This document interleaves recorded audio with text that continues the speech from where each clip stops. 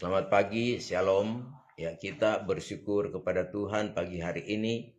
Kita kembali boleh dipertemukan oleh Tuhan lewat acara Tuhan, ibadah pagi, ya. Dan pada saat ini kembali kita akan belajar firman Tuhan. Karena firman Tuhan adalah merupakan pelajaran bagi kita, memberikan petunjuk-petunjuk bagi kita supaya kita tidak salah dan kita tetap ada di hadirat Tuhan.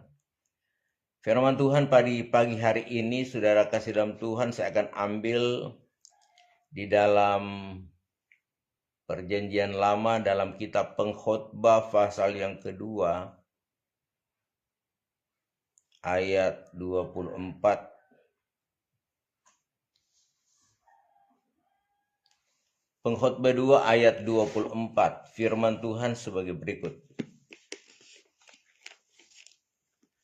Tak ada yang lebih baik bagi manusia daripada makan dan minum dan bersenang-senang dalam jerih payahnya. Aku menyadari bahwa ini pun dari tangan Allah. Kitab Pengkhotbah adalah merupakan catatan daripada Raja Salomo, Raja Soleman, raja yang dipilih oleh Tuhan. Dia adalah merupakan anak Daud, ya. Dia menggantikan ayahnya Raja Daud untuk memimpin bangsa Israel menjadi raja. Dan dia dipercayakan oleh Tuhan dengan anugerah yang luar biasa, yaitu hikmat dan pengetahuan. Sehingga dia menuliskan ya beberapa kitab syair, ya ada beberapa yang dia tuliskan, dia buat karena dia mendapat petunjuk-petunjuk dari Tuhan. Sebab itu ya Raja Soleman kuncinya yaitu dia mempersembahkan yang terbaik, 1000 korban bakaran. Kemudian Tuhan datang kepadanya dan bertanya, apakah yang engkau mau minta? Ya. Ini adalah merupakan pengajaran bagi saya dan saudara, ya, bahwa apabila kita boleh mempersembahkan yang terbaik dulu kepada Tuhan, Tuhan akan bertanya, apa yang kita mau minta? Ya. Tetapi ya gereja Tuhan akhir zaman ini ya belum mempersembahkan apa-apa kepada Tuhan, ya sudah meminta kepada Tuhan. Ya ini sebaliknya, ya saudara. Nah tentunya saudara, Tuhan ya memberikan petunjuk bagaimana caranya supaya permintaan kita didengar oleh Tuhan, ya. Dan saudara, apa yang diminta oleh Soleman? Yaitu hikmat dan pengetahuan. Dia tidak minta kekayaan. Dia tidak minta umur panjang. Ya. Kita pun saudara kalau meminta kepada Tuhan, ya biasanya kita meminta Tuhan, biarlah saya panjang umur, ya, menjadi lanjut usia. Tetapi Soleman, saudara sekalian, dia tidak meminta itu. Dia tidak minta kaya. Dia tidak minta mati seterunya. Dia tidak minta mati orang yang membenci dia. Tetapi dia minta kepada Tuhan hikmat dan kebijaksanaan.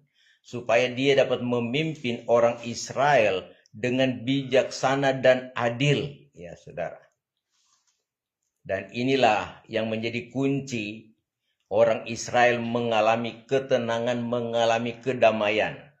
Di masa ya ayahnya Daud menjadi raja, maka bangsa Israel hidup di dalam peperangan yang luar biasa. Tidak ada hari tanpa perang, ya. Dan saudara, ya, kalau berbicara peperangan tentu ada pengorbanan, ya. Pengorbanan tentunya kita tidak suka, ya. Kita menjadi korban, ya. Tetapi selalu ingin beroleh kemenangan, ya. Nah, kita perhatikan saudara dalam Tuhan, ya. Apa yang terjadi dalam pemerintahan Raja Soleman, bahwa dia mengalami ketenangan, kedamaian, kesejahteraan. Bahkan raja-raja kafir pun datang ingin melihat ya apa yang dilakukan raja yang penuh dengan hikmat, ya. Dan saudara sekalian, dikatakan firman Tuhan, ada Ratu Seba yang sudah mendengar bahwa kejayaan, kemuliaan kerajaan Salomo itu luar biasa. Dan tatkala dia sampai, saudara sekalian, itu memang dia terkagum-kagum, ya. Ratu Seba katakan bahwa ya dia melihat kerajaan yang luar biasa indah, ya. Kemudian dia melihat ya pegawai-pegawainya, cara duduk, cara berdiri, berbicara, cara penampilan yang luar biasa. Ini terjadi karena hikmat yang Tuhan berikan. Bagaimana hikmat itu diterapkan dalam kerajaan sehingga ketenangan, kedamaian, orang akan melihat ketenangan dan kenyamanan. Dan inilah pribadi daripada Tuhan Yesus Kristus, ya, yang empunya kerajaan sorga, kerajaan kekal, kerajaan damai, ya, kerajaan sukacita. Orang-orang yang ada di dalam Tuhan akan mengalami kedamaian, ketenangan yang tidak dapat diukur dengan apapun juga, tidak dapat dibandingkan, ya, apa yang ada dalam dunia ini. Keindahan, kemewahan dunia tidak dapat dibandingkan dengan kemewahan, ketenangan kerajaan sorga, kerajaan Allah. Nah, saudara kasih dalam Tuhan, Raja Salomo, ya, dalam suratannya, ya, dia katakan bagi manusia tidak ada yang lebih baik, ya, selain makan, minum, dan bersenang-senang. Ini, saudara sekalian, menjadi pengalaman. Jadi pengalaman daripada Raja Salomo. Dia diberkati dengan kekayaan, kemewahan, ketenaran, kehormatan, kedudukan, dan lain sebagainya. Dia punya segalanya. Sebab itu dia mencoba, ya. Dia mau melakukan hal-hal yang menurut keinginan hatinya, keinginan matanya, apa yang harus dia lakukan. Ya, kalau kita membaca, saudara sekalian, di dalam ya suratannya, di dalam Pengkhotbah pasal yang kedua ini, ayat yang ya, kita balik dari awal, ya. Ayat 1 mulai dikatakan begini. Aku berkata dalam hati, mari aku hendak menguji kegirangan. Nikmatilah kesenangan, tetapi lihat juga itu pun sia-sia. Tentang tertawa, aku berkata itu bodoh. Ya, kalau dalam terjemahan lama, tertawa itu, ya, dia katakan gila. Dan mengenai kegirangan, apa gunanya? Ayat 3. Aku menyelidiki diriku dengan menyegarkan tubuhku dengan anggur. Sedang akal budiku tetap memimpin dan dengan hikmat dan dengan memperoleh kebebalan, sampai aku mengetahui apa yang baik bagi anak-anak manusia untuk dilakukan di bawah langit selama hidup mereka yang pendek ini. Akhirnya dia menemukan apa yang terbaik bagi manusia yang hidup di tengah-tengah dunia ini yang sangat singkat, ya. Ayat 4. Aku melakukan pekerjaan-pekerjaan besar, mendirikan bagiku rumah-rumah, menanami bagiku kebun-kebun anggur. Jadi rumah dia bangun begitu megah, kemudian kebun-kebunnya ditanami dengan kebun-kebun anggur. Aku mengusahakan bagiku kebun-kebun dan taman-taman, dan menanaminya dengan rupa-rupa pohon buah-buahan. Ya, ini Soleman, saudara sekalian, mau menyenangkan apa yang ada di hatinya, keinginannya, kesukaannya.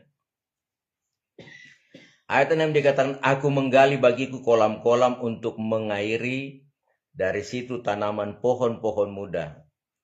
Aku membeli budak-budak laki-laki dan perempuan, dan ada budak-budak yang lahir di rumahku.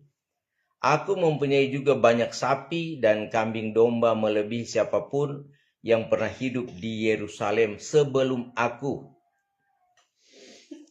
Ayat 8, aku mengumpulkan bagiku juga perak dan emas, harta benda raja-raja dan daerah-daerah.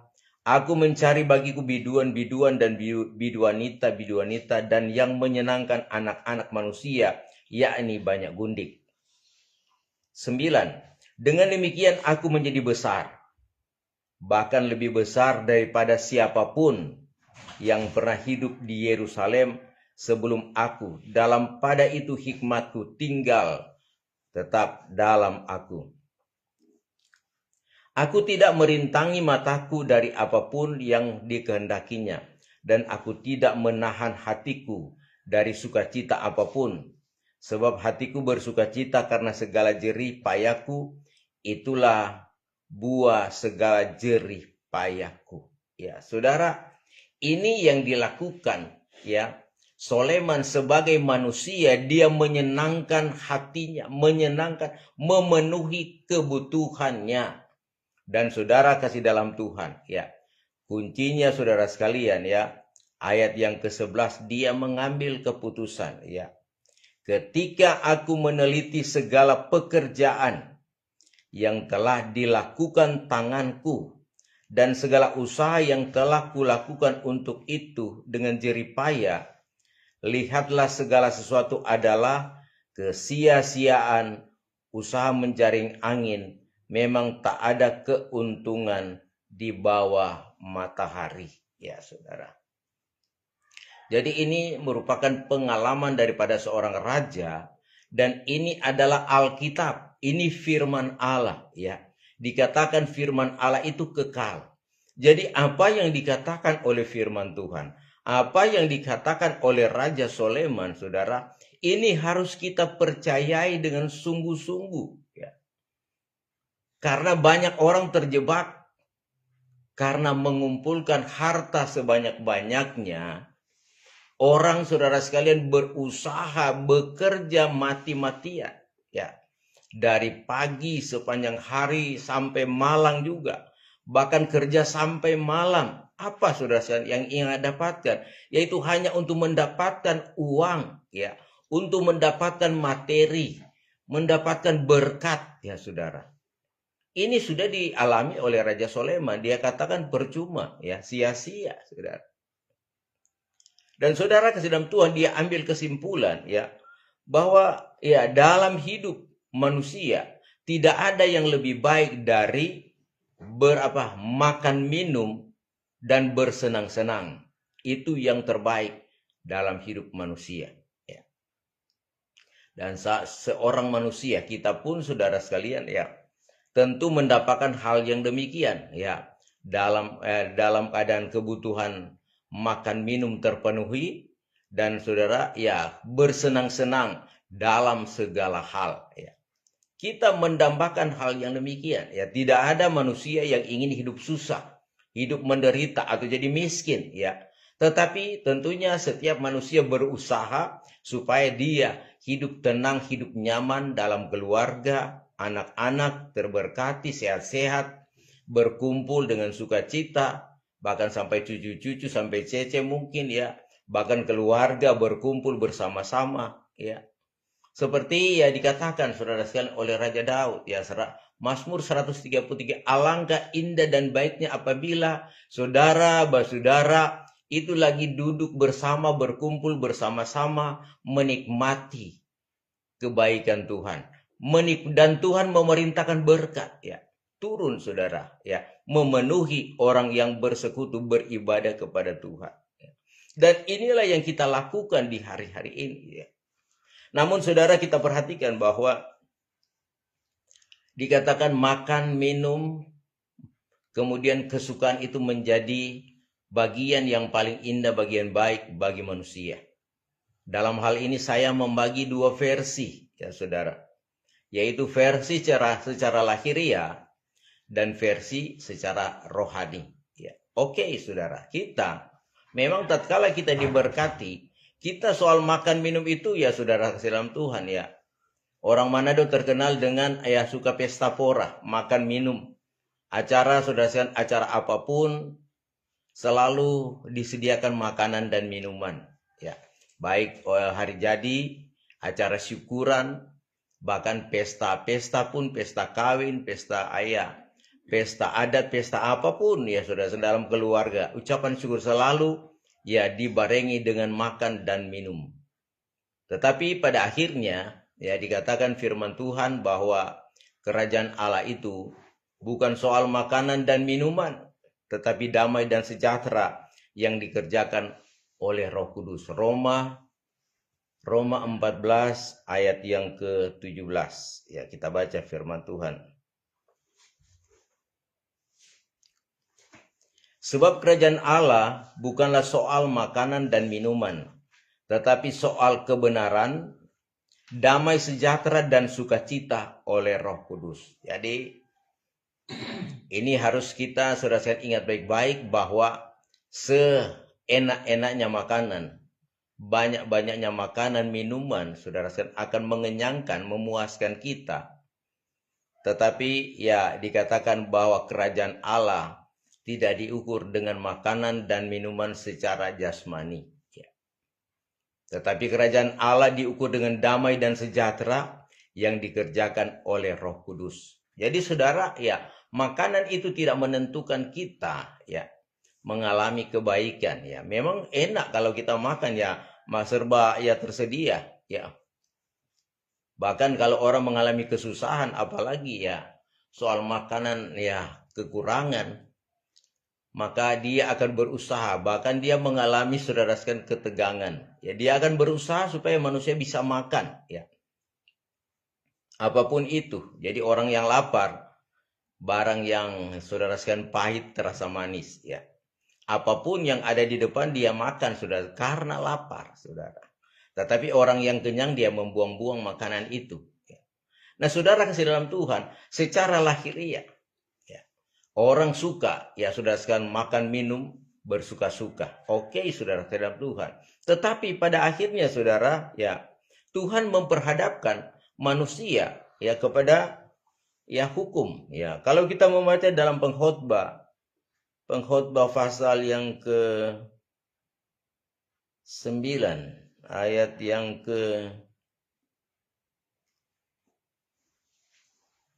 pengkhotbah 11 ayat yang ke-9 firman Tuhan katakan demikian ya. Bersukarialah hai pemuda dalam kemudaanmu. Biarlah hatimu bersuka pada masa mudamu dan turutilah keinginan hatimu dan pandangan matamu. Tetapi ketahuilah bahwa karena segala hal ini Allah akan membawa engkau ke pengadilan.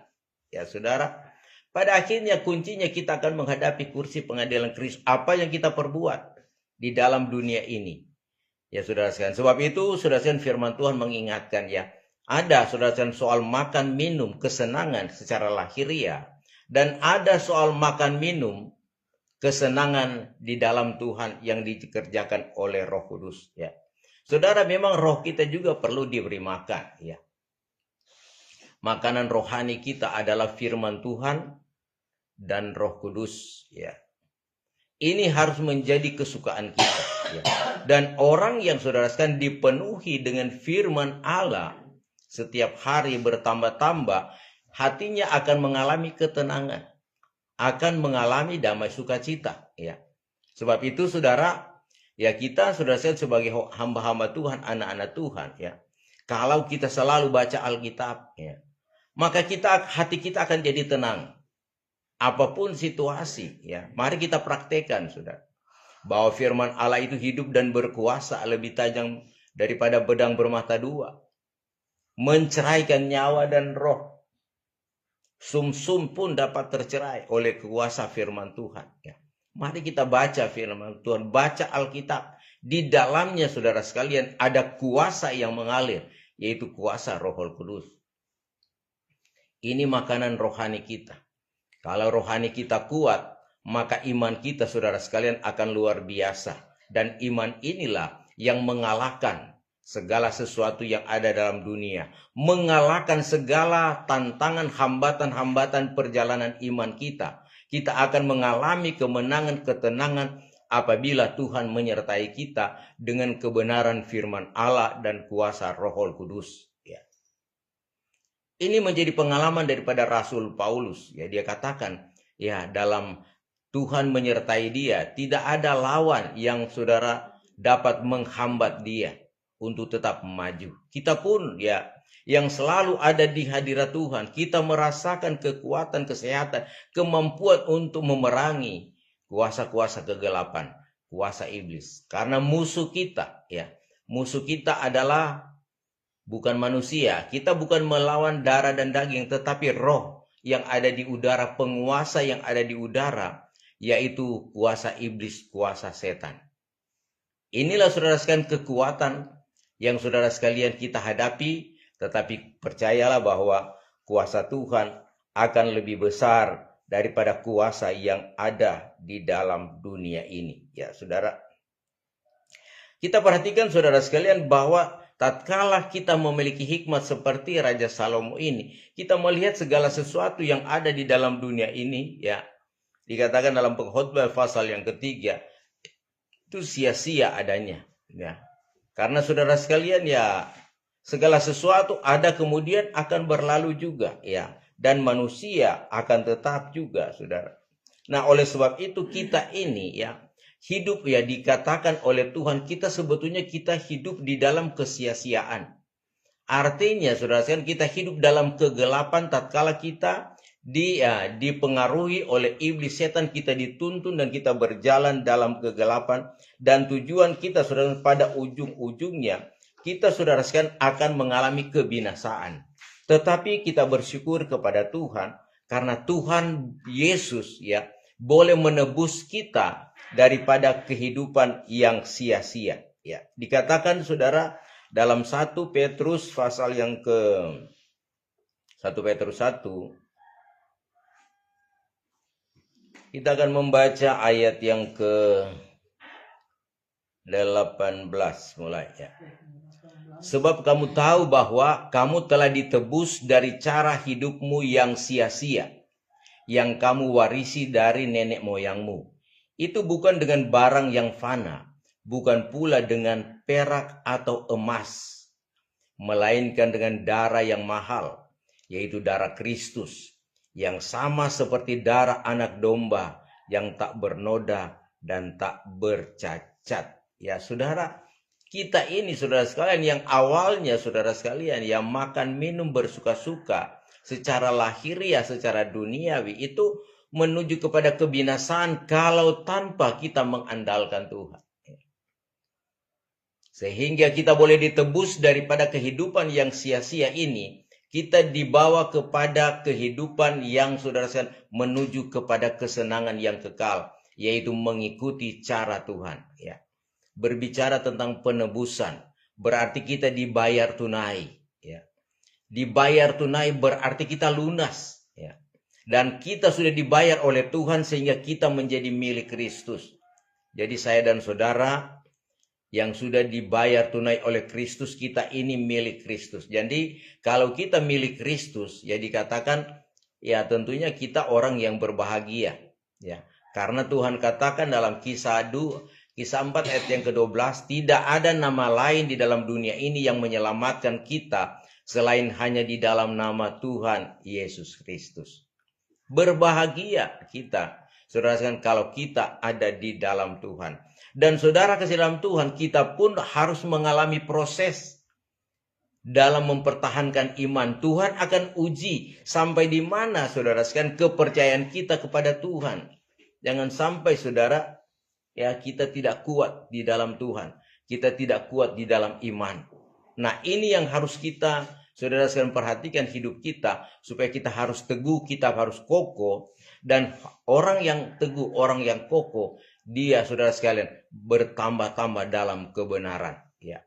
Tuhan memperlengkapi orang-orang benarnya dengan senjata-senjata rohani, yaitu firman Allah, Roh Kudus, pedang roh, ya, baju sirah, kemudian ada pedang, ya. Pedang itu firman Tuhan, pedang bermata dua, ya, yang saudara sekalian dipercayakan atau diberikan kepada kita sehingga kita bisa melawan apa? Kita bisa melawan segala semu daya iblis. Sebab itu kita pun perlu, ya, datang selalu kepada Tuhan, sehingga tatkala kita dipenuhi dengan firman Allah dan Roh Kudus, hikmat kita bisa miliki, kita bisa tahu cara kerja iblis, ya. Segala situasi yang sedang terjadi kita bisa tahu, ya, karena Tuhan yang memberitahu, ya. Situasi yang terjadi di akhir zaman ini, ya saudara, sebetulnya kita ini gereja Tuhan, kawar pengantin Kristus. Tuhan sudah memberikan petunjuk lewat firman dan Roh Kudus, ya, bahwa keadaan yang terjadi sekarang itu bukan baik-baik saja, tetapi dunia sedang menuju kepada kehancuran. Apa sebab, saudara? Karena iblis ini ya tetap berusaha untuk menghancurkan bumi ini, mengadakan, menyerukan perang, pertikaian, ya, memberikan kesusahan, ya, memberikan kepalsuan, menghambat perjalanan iman, bahkan saudara sekalian menceraikan manusia, merusak generasi lewat saudara sekalian teknologi yang ada sekarang ini. Dan inilah yang kita hadapi di hari-hari ini. Sebagai hamba-hamba Tuhan, anak-anak Tuhan, tentunya kita tidak menginginkan keluarga kita mengalami keterpurukan. Anak-anak kita hidup dalam kebebasan, ya, hidup dalam tidak mengenal Tuhan. Tetapi kita menginginkan supaya kita semua ada di dalam Tuhan. Hanya lewat doa, ya, hanya lewat pergumulan kita, orang yang sudah mengerti, maka keluarga kita akan dihimpunkan oleh Tuhan, akan dijaga, dipelihara oleh Tuhan, menghadapi masa-masa sulit yang tidak menentu, ya. Beberapa, ya, waktu tanggal berapa, 15 ke 16, terjadi bencana di NTT, ya. Di berbagai-bagai tempat ada bencana, ada gempa bumi, ya. Masalah-masalah yang sedang terjadi ini, ya saudara, itu belum terjadi bagi kita di daerah kita masing-masing. Tetapi tatkala kita melihat di sana terjadi, maka hati-hati, waspada bahwa hal ini pun bisa terjadi bagi saya dan saudara. Sebab itu kita dibekali dengan firman Tuhan. Karena kalau Tuhan menyertai kita, melindungi kita, itu kita tidak perlu takut dan khawatir apapun yang akan terjadi. Ya. Karena di daerah kita ini ya ada gunung Soputan, ya, ada gunung Lokon, ya, ada gunung Kelabat, ya. Sewaktu-waktu ya Tuhan bisa goncangkan, ya, untuk menguji atau ya menguji kekuatan atau iman kita kepada Tuhan. Kalau gunung meletus, maka saudara sekalian akan ada abu, akan ada ya belerang yang akan saudara sekalian keluar, dan semuanya akan membuat manusia mengalami ketakutan. Tetapi kita terlalu yakin bahwa kalau kita dengan Tuhan, kita akan terus berbahagia. Sebab itu saudara, makanan rohani sangat penting, minuman rohani sangat penting, bersuka di dalam Tuhan itu sangat penting. Sebab itu Rasul Paulus katakan dalam kitab Filipi 4 ayat yang keempat, ya, dikatakan firman Tuhan, bersukacitalah senantiasa dalam Tuhan. Sekali lagi kukatakan, bersukacitalah. Ini Rasul Paulus katakan, bersukacita dalam segala hal, ya. Jadi saudara, bersukacita itu nanti bukan karena kita diberkati dalam keadaan senang. Dalam keadaan susah pun saudara sekalian harus bersukacita, karena sukacita itu adalah saudara sekalian pekerjaan Roh Kudus. Roh Kudus, saudara sekalian. Di tengah-tengah kita mengalami keterpurukan pun, kalau kita bersukacita, ada pertolongan Tuhan. Rasul Paulus lebih memilih hidup dalam penderitaan, karena justru dalam penderitaan ada Tuhan yang mengangkat dia. Sehingga apapun yang terjadi, dia katakan selalu bersukacita. Hendaklah kebaikan hatimu diketahui semua orang. Tuhan sudah dekat. Janganlah hendaknya kamu khawatir tentang apapun juga, tetapi nyatakanlah dalam segala hal keinginanmu kepada Allah dalam doa dan permohonan dengan ucapan syukur. Damai sejahtera Allah yang melampaui segala akal akan memenuhi hati dan pikiranmu di dalam Kristus Yesus. Ya saudara.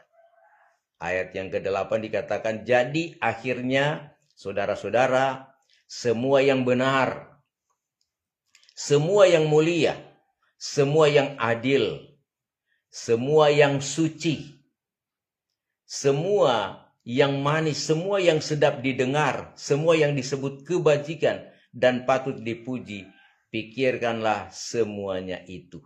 Ya saudara. Jadi saudara sekalian, mari kita berpikir-pikir tentang Tuhan. Berpikir-pikir tentang kebaikan kasih Tuhan.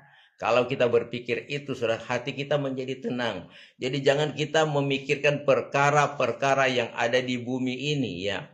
Perkara-perkara yang ada di bumi ini membuat hati penat, membuat hati kita ya takut, ya kita tidak ada ketenangan. Tetapi kita bersyukur kepada Tuhan kalau kita boleh dihimpunkan oleh Tuhan setiap pagi. Kitalah orang-orang yang berbahagia karena saudara ya beribadah kepada Tuhan itu adalah kesukaan Tuhan dan itu adalah acara Tuhan yang membuat kita hati senang, kita diberkati, kita ditolong. Bahkan yang paling utama kita diselamatkan oleh Tuhan. Kuncinya selamat, saudara. Ya, untuk apa? Ya kita memiliki segalanya. Makan, minum, merasakan kepuasan. Kalau jiwa kita binasa, tidak ada artinya. Sebab itu setialah kita terus beribadah, maka kita akan melihat pertolongan, pembelaan Tuhan, dan kita akan mengalami keselamatan yang kekal. Tuhan memberkati, ini firman Tuhan bagi kita di pagi hari ini. Kita mempersiapkan diri, kita akan menyembah Tuhan dalam roh dan kebenaran.